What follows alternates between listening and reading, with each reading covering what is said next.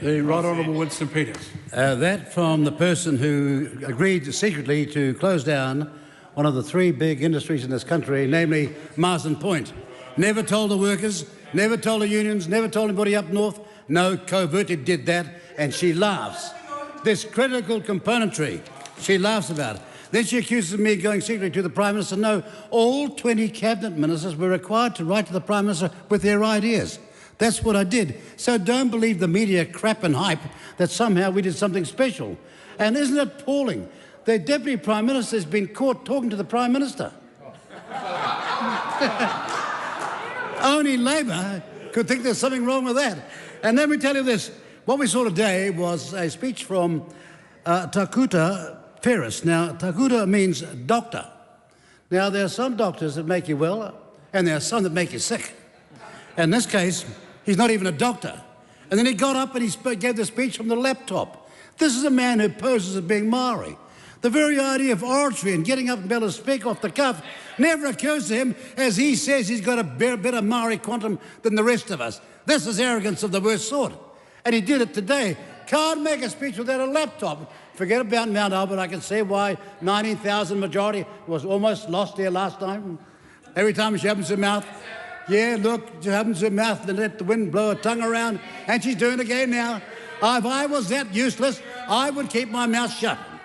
Now, you know, Steve Mahari, who was a Labor MP who knew something about this House, he wrote a marvellous article for the Herald on the 6th of May. He talked about the standards of this House and how they're being corroded.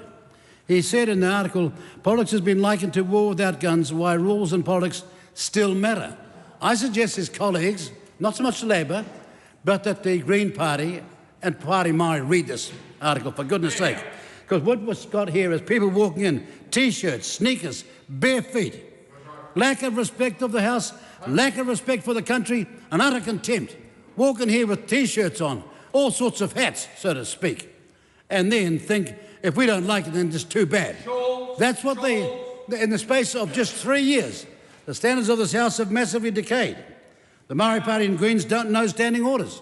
It was proven today. This is what he said when he was challenged. This is what he said. Politicians call this obfuscation, the art of making something unclear, intentionally vague, ambiguous to conceal or obscure the truth, to confuse others. Hyphen lies, in other words. Many of us in this House are masters of it. And yet he was challenged in the House today. He got up and barefaced said he didn't say it. That's the recording. That's the transcript already. You see what I mean?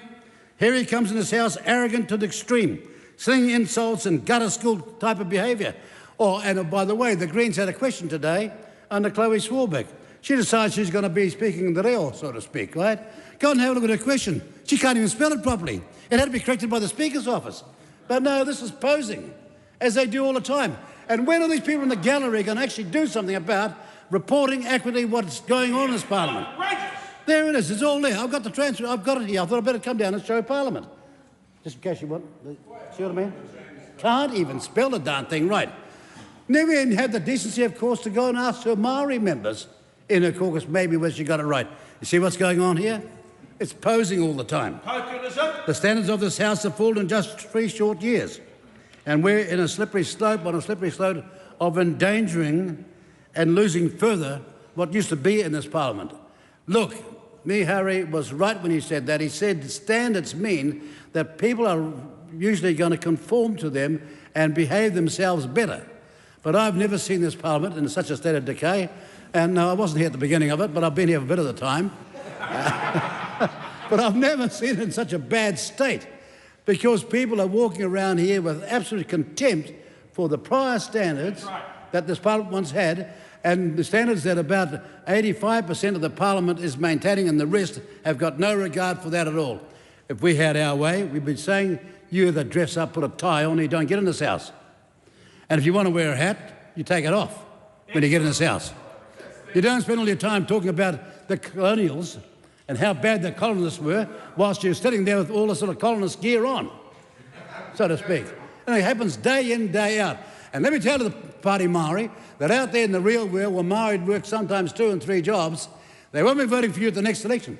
Be as certain as that. Because out there they want the real things that people want in this country, regardless of race. Deliberate. Decent houses, a health system that delivers, education escalators and first world jobs, and that's what this government is setting out to do.